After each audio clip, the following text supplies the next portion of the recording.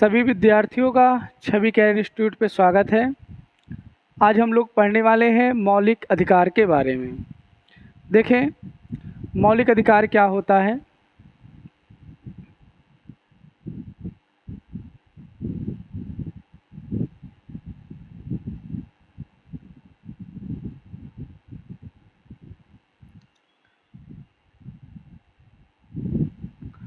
देखिए, मौलिक अधिकार जो है, इसमें आपसे सभी प्रश्न परीक्षाओं में इनके अनुच्छेद के बारे में प्रश्न पूछे जाते हैं। आज हम आपको इस वीडियो में मौलिक अधिकार के सभी अनुसूची को किस प्रकार याद करें, उनकी हम ट्रिक भी बताएंगे आपको। तो इसलिए आप लोग लास्ट तक वीडियो ज़रूर देखिएगा।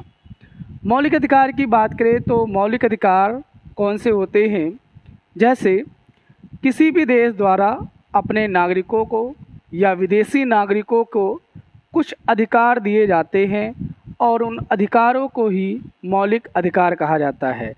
ये देश द्वारा, किसी भी देश द्वारा अपनी जनता को या जनता से परे लोगों को दिए जाते हैं। जैसे कि अगर हम भारत की बात करें तो भारत में स्वतंत्रता का अधिकार है और स्वतंत्रता का अधिकार हमारे संविधान के द्वारा दिया गया है। तो इस प्रकार ये हमारा कौन सा अधिकार है? मौलिक अधिकार है। लेकिन हम अगर मानवीय अधिकार की बात करें तो मानवीय अधिकार वे अधिकार होते हैं जो मानव के जन्म लेने के बाद स्वतः प्राप्त हो जाते हैं। वो किसी देशों के द्वारा दिए नहीं जाते या किसी देशों की सीमाओं के भीतर नहीं होते। जैसे कोई भी मानव है, चाहे वो देश में हो चाहे वो विदेश में हो, अगर वो सांस ले सकता है यानी ऑक्सीजन ले सकता है तो उसका एक मानवीय अधिकार है। लेकिन वहाँ टहल सकता है, घूम सकता है, समान रूप से है, वो उसका मौलिक अधिकार कहलाता है। तो मौलिक अधिकार जो है वो किसी देश द्वारा अपनी जनता को या जनता से परे लोगों को दिए जाने वाले अधिकार होते हैं। अगर हम मौलिक अधिकार की बात करें तो सबसे पहले मौलिक अधिकार को 1215 ईस्वी में इंग्लैंड ने दिया था। सबसे पहले मौलिक अधिकार को देने वाला देश का नाम क्या है? इंग्लैंड है। इंग्लैंड ने इस अधिकार के लिए एक लिखित प्रारूप तैयार किया। उसी प्रारूप को मैग्ना कार्टा के नाम से जाना जाता है।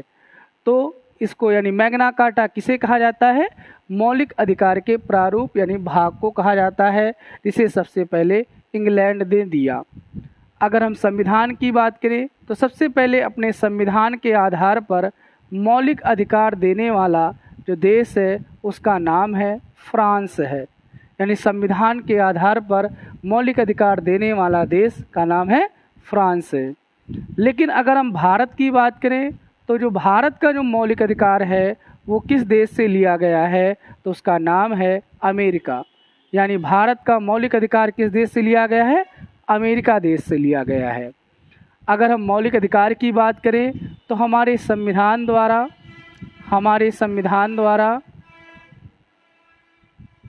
संविधान सभा द्वारा हमारे संविधान के भाग 3 में मौलिक अधिकारों के बारे में बताया गया है। हमारे संविधान के भाग 3 में मौलिक अधिकारों के बारे में बताया गया है। इसीलिए भाग 3 को संविधान का मैग्ना कार्टा के नाम से जाना जाता है। तो हमारा मौलिक अधिकार किस भाग में है? भाग 3 में है। और हमारे मौलिक अधिकार किस देश से लिए गए हैं? तो अमेरिका देश से लिए गए हैं। अगर हम और भी बात करें तो हमारे मूल संविधान में मौलिक अधिकार की बात करें तो हमारे मूल संविधान में मौलिक अधिकार की संख्या 7 थी। हमारे मूल संविधान में मौलिक अधिकार की संख्या 7 थी, जिसमें एक था अनुच्छेद 31। अनुच्छेद 31 में ही एक अधिकार की बात की गई थी जिसका नाम था संपत्ति का अधिकार। संपत्ति का अधिकार, जिसे 44वें संविधान संशोधन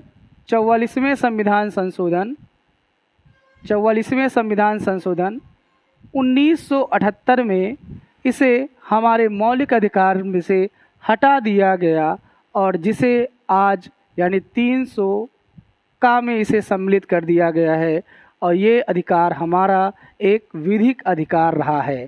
तो हमारे मौलिक अधिकारों की संख्या मूल संविधान में 7 थी, लेकिन 44वें संविधान संशोधन 1978 में हमारा यानी संपत्ति का अधिकार जो हमारे अनुच्छेद 31 में होता था उसे समाप्त कर दिया गया और आज वो हमारा एक विधिक अधिकार है, और जो कि किस अनुच्छेद में है, 300 का में है। अगर वर्तमान की बात करें तो वर्तमान में हमारे मौलिक अधिकारों की संख्या 7 में 1 की कमी हो करके यानी हमारे मौलिक अधिकारों की संख्या कितनी है, 6 है। यानी हमारे मौलिक अधिकारों की संख्या कितनी है, 6 है। यानी हमारे संविधान में जो मौलिक अधिकार है उनकी संख्या 6 है। अगर हम अनुच्छेद की बात करें तो ये अनुच्छेद 12 से लेकर 35 तक है। अनुच्छेद 12 से लेकर 35 तक है। तो मौलिक अधिकार 12 से लेकर 35 तक है, भाग 3 में है, और मौलिक अधिकार को हम कहते हैं संविधान की मैग्ना कार्टा। यानी संविधान का मैग्ना कार्टा किस भाग को कहा जाता है, तो उसका आंसर सही होगा भाग 3 को कहा जाता है। हमारे मौलिक अधिकार किस देश से लिए गए हैं, तो उसका आंसर होगा अमेरिका से लिए गए हैं। और सबसे पहले मौलिक अधिकारों की बात करने वाला देश कौन सा था, तो उसका नाम क्या है, इंग्लैंड है। सबसे पहले मौलिक अधिकारों की बात करने वाला था। लेकिन अपने संविधान में लागू करने वाला देश कौन था, वो उसका नाम है फ्रांस है। फ्रांस ने अपने संविधान में मौलिक अधिकारों के बारे में जिक्र किया है, जिसमें उसने स्वतंत्रता और भाईचारे की बात की है। तो इस प्रकार मौलिक अधिकार के इतिहास से कुछ संबंधित था। एक चीज़ और भी जान लें, जब हमारी संविधान सभा बन रही थी तो उस समय सरदार वल्लभ भाई पटेल को मौलिक अधिकारों से समय मौलिक अधिकारों के जो नियम है वो बनाने का दायित्व तो दिया गया था। तो हमारे मौलिक अधिकार के लिए जो समिति बनी थी उसके जो अध्यक्ष थे उनका नाम है सरदार वल्लभ भाई पटेल, और जिनके आधार पर हमारे संविधान में 7 मौलिक अधिकार लाए गए। लेकिन वर्तमान संविधान में केवल इनकी संख्या कितनी है, 6 है। तो आइए देखते हैं बारी बारी से वो 6 मौलिक अधिकार कौन से हैं और उनको याद भी करते हैं ट्रिक के माध्यम से। देखेंगे कौन कौन से मौलिक अधिकार हैं। देखिए पहला अधिकार की बात करें तो पहला अधिकार है समानता का अधिकार। समानता का अधिकार, देखिए समानता का अधिकार। अगर हम समानता के अधिकार की बात करें तो समानता का अधिकार 14 अनुच्छेद से लेकर 28 अनुच्छेद तक है। नहीं, 14 अनुच्छेद से लेकर 18 अनुच्छेद तक है। यानी समानता का अधिकार यानी पहला मौलिक अधिकार है जो 14 से लेकर कितने तक है, 18 तक है। इसमें कैसे हमें याद रखना है, देखिए विधि, दूसरा धर्म, तीसरा विधि धर्म, फिर है अवसर, फिर है अस्पष्टता, अस्पष्टता यानी विधि धर्म अवसर अस्पष्टता, और फिर क्या है, उपाधि। कैसे याद रखना है, देखिए ये है अनुच्छेद 14 में, ये है 15 में, ये है 16 में, ये है 17 में, और ये है कितने में, 18 में है। मतलब बता देते, विधि मतलब होता है कानून, धर्म का मतलब होता है चाहे जो भी धर्म को मानने वाले लोग हैं, अवसर का मतलब होता है कि जैसे मान लीजिए कोई सरकारी नौकरी है उसमें आपको कितना अवसर मिलता है, 22 साल 23 साल 40 साल, वो अवसर है। अस्पष्टता का मतलब होता है कि जैसे कोई व्यक्ति है उससे भेदभाव करना, वो अस्पष्टता होती है। और जो लास्ट है वो उपाधि है। उपाधि जैसे कोई डॉक्टर है, अपने नाम के पीछे डॉक्टर, या इंजीनियर है, इंजीनियर लगाता है, राष्ट्रपिता है, राष्ट्रपति है, तो वो उपाधियाँ मानी जाती हैं। देखिए कैसे याद रखते हैं, जैसे आप भी कभी अगर पढ़ते हैं तो सबसे पहले अगर मान लीजिए आप बड़े हो गए तो सबसे पहले क्या पढ़ेंगे, कानून पढ़ेंगे। कानून इसलिए पढ़ेंगे ताकि जो धार्मिक बुराइयां हैं उनको क्या कर सके, कम कर सके। यानी कानून पढ़ेंगे और कानून के साथ साथ आप धर्म में भी विश्वास रखेंगे। जब आप कानून के साथ धर्म में भी विश्वास रखेंगे तो ज़रूर है आपकी नौकरी लगेगी। यानी नौकरी लगने का मतलब आपको क्या मिल जाएगा? अवसर मिलेगा। अब अगर अवसर मिल गया, नौकरी लग गई, तो बहुत सारे लोग देखे होंगे, वो लोग आपसे मिलना चाहेंगे, यानी वो छुआछूत है वो नहीं करना चाहेंगे। यानी क्या होगा? अगर नौकरी लग जाएगी तो अस्पृश्यता क्या हो जाएगी? ख़त्म हो जाएगी। जब छुआछूत ही ख़त्म हो जाएगी तो सभी लोग आपसे जब मिलना चाहेंगे तो आपको कोई ना कोई उपाधि दे देंगे, चाहे मास्टर, चाहे भैया, कुछ भी उपाधि दे देंगे। तो लास्ट में क्या आएगा? उपाधि आएगा। जिसे फिर से बता दें, कोई भी व्यक्ति है अगर वो संविधान में विश्वास करता है तो पहले विधि पढ़ेगा और विधि पढ़ने के साथ साथ वो धर्म पर भी विश्वास रखेगा। यानी कानून भी पढ़ेगा और धर्म पर भी विश्वास रखेगा। और जब ऐसे आप करेंगे तो आपको क्या लगेगी? नौकरी लग जाएगी, यानी अवसर मिल जाएगा। जो अगर अवसर मिल गया तो सभी लोग आपसे मेल व्यवहार करेंगे, यानी अस्पृश्यता यानी छुआछूत नहीं करेंगे। और जब छुआछूत नहीं करेंगे तो आपको किसी न किसी के नाम से जाना जाएगा, नायक, महानायक आदि नामों से जाना जाएगा। तो इसका मतलब अवधि उपाधि कहाँ आएगा? लास्ट में आएगा। तो सबसे पहले विधि के आधार सभी लोग बराबर हैं, अनुच्छेद 14 में। धर्म, मूल वंश, जाति के आधार पर सब लोग बराबर हैं, 15 में। और अवसर के आधार पर सब लोग बराबर हैं, 16 में। और अस्पृश्यता यानी छुआछूत का जो अंत है वो किस में है? 17 में। और उपाधियाँ किस में हैं? 18 में है। उपाधियाँ किस में हैं? 18 में हैं। अगली बात करते हैं। अगले अधिकार हैं जिनका नाम है स्वतंत्रता का अधिकार। स्वतंत्रता का अधिकार, स्वतंत्रता का अधिकार। अब देखिएगा, स्वतंत्रता का अधिकार अगर की बात करें तो ये 19 से लेकर 22 तक है। 19 से लेकर कहाँ तक है? 22 तक है। अब देखिएगा इसमें कैसे हम याद रखेंगे? स्वतंत्रता, अपराध, जीवन रक्षा और गिरफ्तारी। देखिए, ये है 19, ये है 20, ये है 21 और ये है क्या? 22 है। देखिए कैसे याद रखेंगे? जैसे आपको मान लीजिए स्वतंत्रता मिल जाए, यानी आप पे कोई भी बाउंडेशन, रोक छोक ना हो, तो आप क्या करेंगे? आप अपराध करने लगेंगे। और अगर स्वतंत्रता नहीं मिलती है तो आप अपराध नहीं करेंगे। आप उसके ऊपर पुलिस का पहरा ना रहे तो क्या करेंगे? आप अपराध करेंगे। तो यानी आप अगर स्वतंत्र हो गए तो क्या करने लगेंगे? अपराध करने लगेंगे। अगर आप अपराध करने लगेंगे तो आप ये ना भूलिए कि आप किस प्रदेश में हैं। आप हैं किस प्रदेश में? उत्तर प्रदेश में हैं।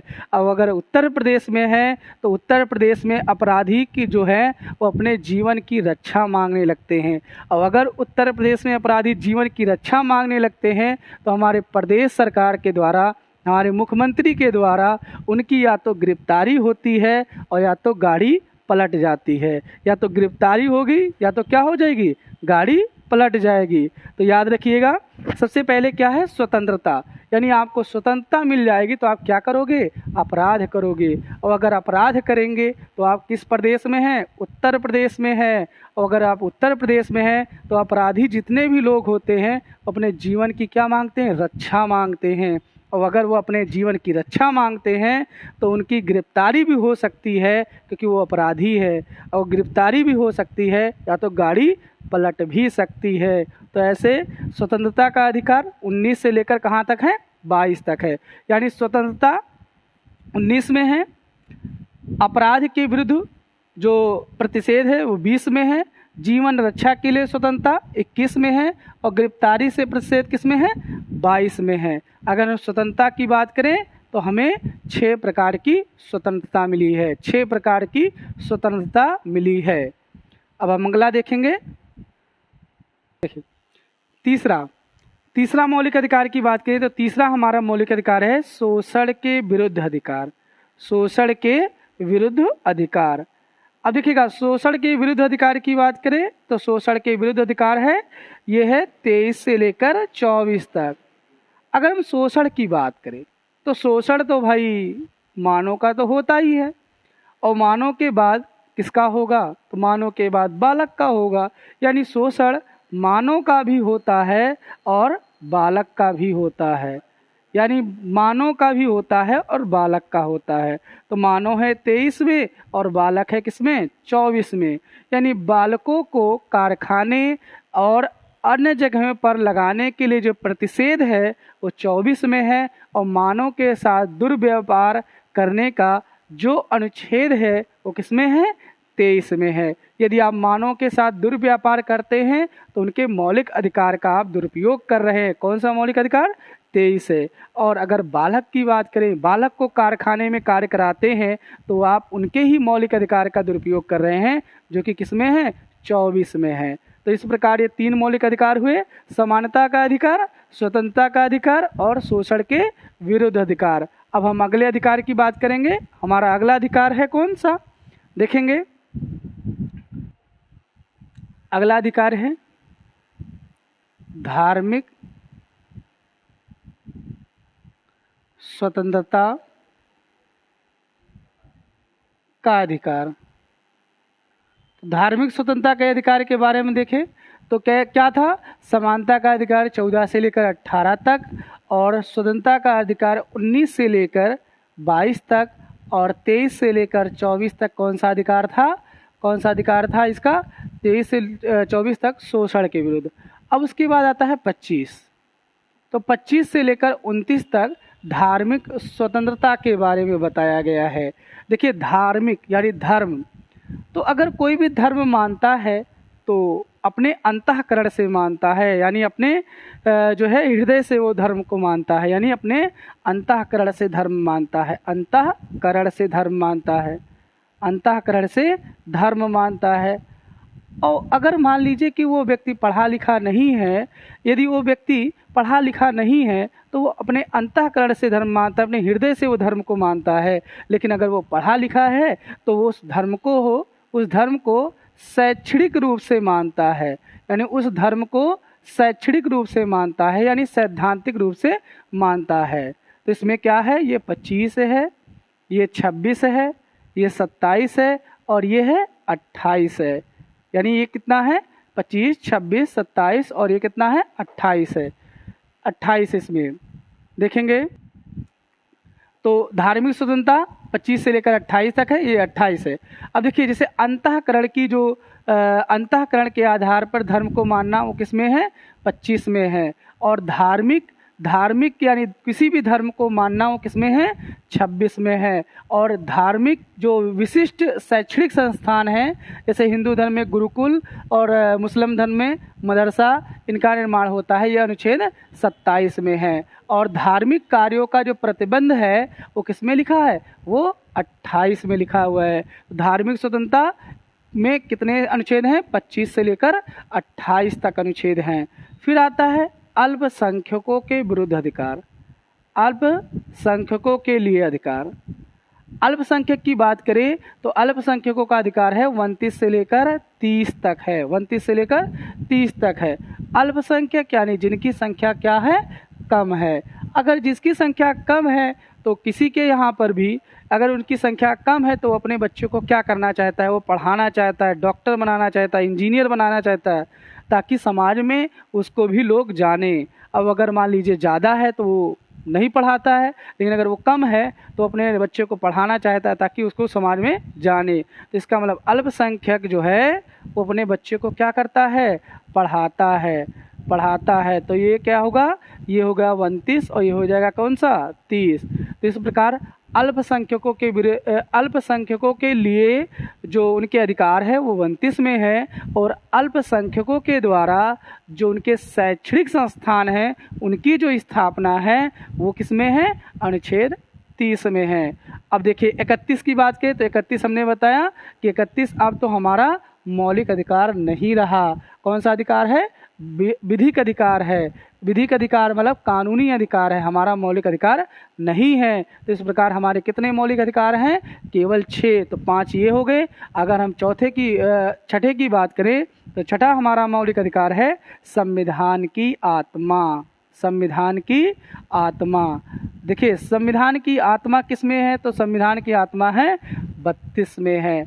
32 अनुच्छेद 32 में है। संविधान की आत्मा जो है जो भीमराव अंबेडकर के द्वारा इसे संविधान की आत्मा नाम दिया गया। ये है संवैधानिक उपचारों का अधिकार, यानी संविधान की जो आत्मा है, तो संवैधानिक आत्मा ये जो 32 में है, इसे भीमराव अंबेडकर ने कहा है। इसमें कौन सा अधिकार आएगा? तो इसमें आएगा संवैधानिक उपचारों का अधिकार। संवैधानिक उपचारों का अधिकार, संवैधानिक उपचारों का अधिकार किसमें है? 32 में है। इसके तहत कितने प्रकार की रिटें दायर की जा सकती हैं? 5 प्रकार की रिटें दायर की जा सकती हैं।